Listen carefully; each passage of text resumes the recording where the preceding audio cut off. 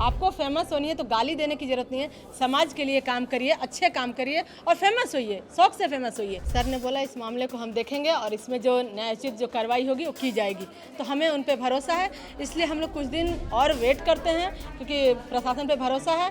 अगर फिर भी कार्रवाई नहीं होती है तो पूरे जनता का, पूरे समाज का इस पर आक्रोश है और अभी तक तो 2-3 जगह FIR हुआ है और कंटिन्यू FIR भी होंगी और इस पर आंदोलन भी चलेगा। वो अपने समाज के लिए खड़ी होती है या जो होती है, हमें उस चीज़ से कोई मतलब नहीं है। पर एक तो सनातन समाज को उन्होंने गाली दी, दूसरा एक गुरु को गाली दी और उस गुरु को गाली दी जो गुरु द्रोणाचार्य के नाम से राष्ट्रीय पुरस्कार दिया जाता है, और ये राष्ट्रीय पुरस्कार खिलाड़ियों को ना बल्कि खिलाड़ियों के गुरु को दिया जाता है। तो ये अपने आप में एक बहुत बड़ा अपराध है जो उनको आज तक खुद भी ये महसूस नहीं हो रहा है, और वो अभी भी ये स्टेटमेंट बार बार दे रही हैं कि ये गलती वो बार बार दोहराएंगी, कौन उसका क्या बिगाड़ सकता है। नमस्कार जोहार, आप देख रहे हैं ग्लोबल मीडिया अपडेट और मैं स्मृति तिवारी। इस वक्त हम मौजूद हैं सिटी SP के ऑफिस के बाहर, क्योंकि मामला ये है कि 10 तारीख को फॉलो अप के कॉन्क्लेव के दौरान ज्योत्सना करकट्टा ने गुरु द्रोणाचार्य के खिलाफ अभद्र भाषा का प्रयोग किया।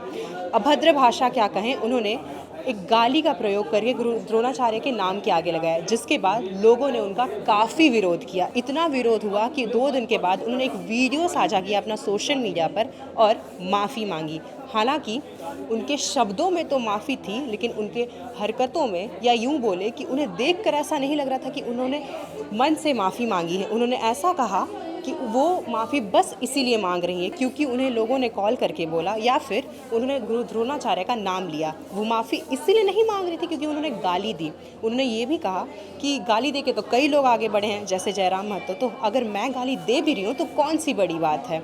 इसके बाद काफ़ी विरोध हुए। इसी संदर्भ में आज सनातन धर्म के रक्षा के लोग सिटी SP के पास उनके खिलाफ शिकायत लेके ज्ञापन सौंपने आए हैं। इससे पहले उन्होंने साइबर पुलिस में भी उनके खिलाफ शिकायत दर्ज कराया। अब आइए इनसे बातचीत करते हैं और पूरे मामले को विस्तार से समझते हैं। वो जो मामला है, ज्योत्सना करकट्टा ने और अभद्र भाषा का प्रयोग किया, उस पर आप आज शिकायत लेके आई हैं, क्या है पूरा मामला बताइए। वो अभद्र भाषा ही नहीं, गाली है वो, और गाली कतई बर्दाश्त नहीं है। हमें माफ़ी की ज़रूरत नहीं है, हमें चाहिए कि जो इसे नीच कुंठित शब्द यूज करने वाले लोगों के ऊपर कार्रवाई हो, ताकि अगला कोई इस तरह के शब्द यूज करने से बचे।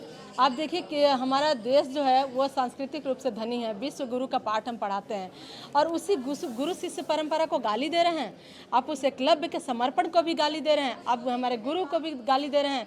हमारे राष्ट्र में राष्ट्रीय पुरस्कार दिया जाता है गुरु द्रोणाचार्य के नाम से, तो ये तो राष्ट्रद्रोह का भी मामला है, हमारे देश की राष्ट्र की अवमानना का मामला है। तो इसमें तो मामला बहुत सारे बनते हैं और आप एक सॉरी बोल करके सोच रहे हैं कि हम बातें हट गया। उसके बाद भी उनके बाद का स्टेटमेंट में बता रही हूँ, उन्होंने कहा एक FIR क्या चीज़ होता है, FIR से हमारे बातों को कोई रोक नहीं सकता, हम ऐसे ही गालियाँ देते रहेंगे। उन्होंने कहा कि जो लोग विरोध कर रहे हैं इस बात का, वो फेमस होना चाहते हैं या उनका नाम नहीं उतना, इसीलिए ये सब कर रहे हैं।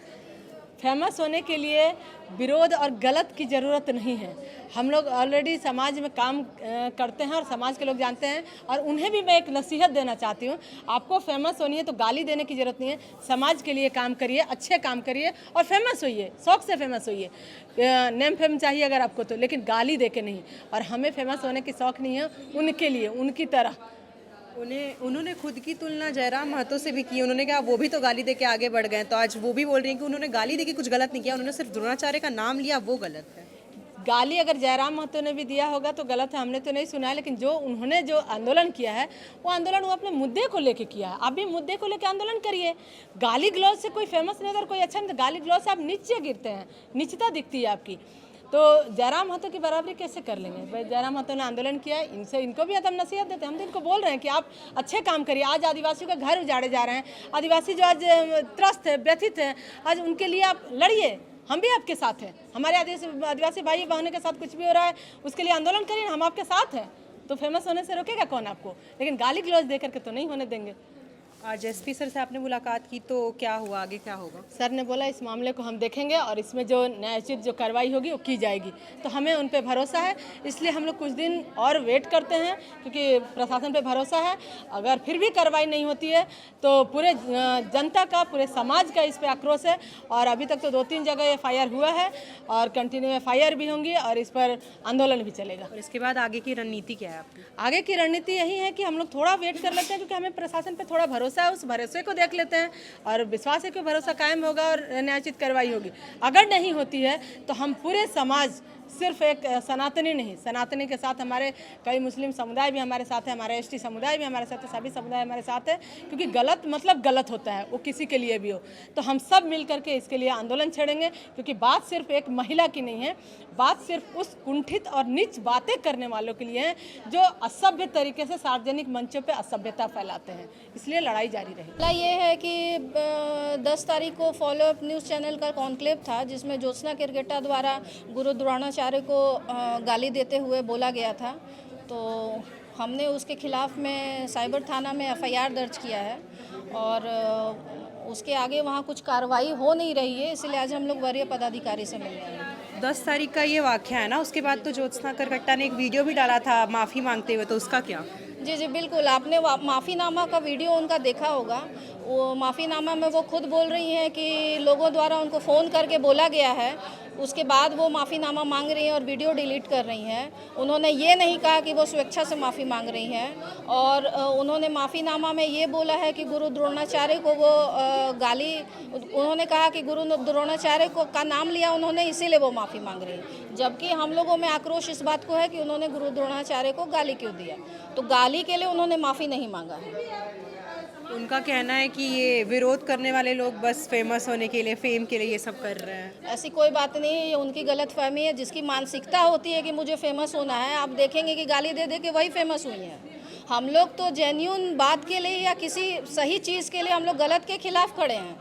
और मैं अपने क्षेत्र में चूँकि मैं अधिवक्ता हूँ, मैं अपने समाज की अधिवक्ता समाज की मैं नेत्री भी हूँ और अपने समाज में मुझे शायद ही ऐसा कोई होगा जो मुझे नहीं जानता है, तो मुझे फेमस होने की आवश्यकता नहीं है। मैं अपने फील्ड में ऑलरेडी फेमस हूँ, शायद उनको जानकारी नहीं है क्योंकि वो सिर्फ सोशल मीडिया पे और यूट्यूब पे रहती हैं।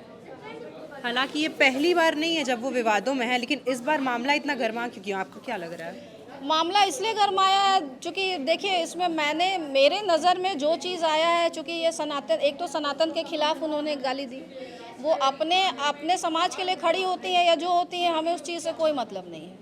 पर एक तो सनातन समाज को उन्होंने गाली दी, दूसरा एक गुरु को गाली दी और उस गुरु को गाली दी जो गुरु द्रोणाचार्य के नाम से राष्ट्रीय पुरस्कार दिया जाता है। और ये राष्ट्रीय पुरस्कार खिलाड़ियों को ना, बल्कि खिलाड़ियों के गुरु को दिया जाता है। तो ये अपने आप में एक बहुत बड़ा अपराध है जो उनको आज तक खुद भी यह महसूस नहीं हो रहा है और वो अभी भी ये स्टेटमेंट बार बार दे रही हैं कि ये गलती वो बार बार दोहराएंगी, कौन उसका क्या बिगाड़ सकता है। उनका कहना है कि गाली दे के तो बहुत लोग आगे बढ़े हैं, तो इस पे कौन सी बड़ी बात है कि उनके मुंह से कुछ निकल ही गया था?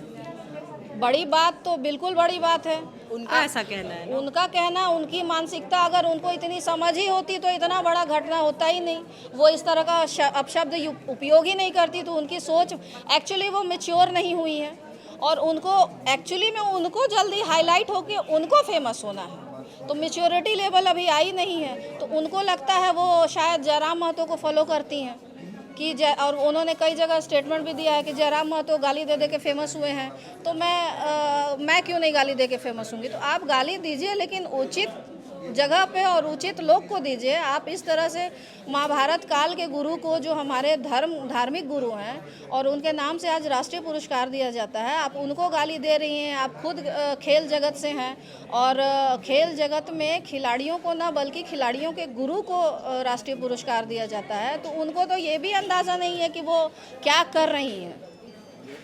अभी तक आप लोगों ने कहाँ शिकायत दर्ज कराई है? अभी तो हमने साइबर थाना के बाद आज हम लोग सिटी एसपी सर के यहाँ आए हैं। उसके बाद आगे की रणनीति क्या है? आगे की रणनीति है, जब तक प्रॉपर तरीके से उनको उस चीज़ के लिए आगे कार्रवाई नहीं होती है तब तक हम लोग आगे बढ़ेंगे।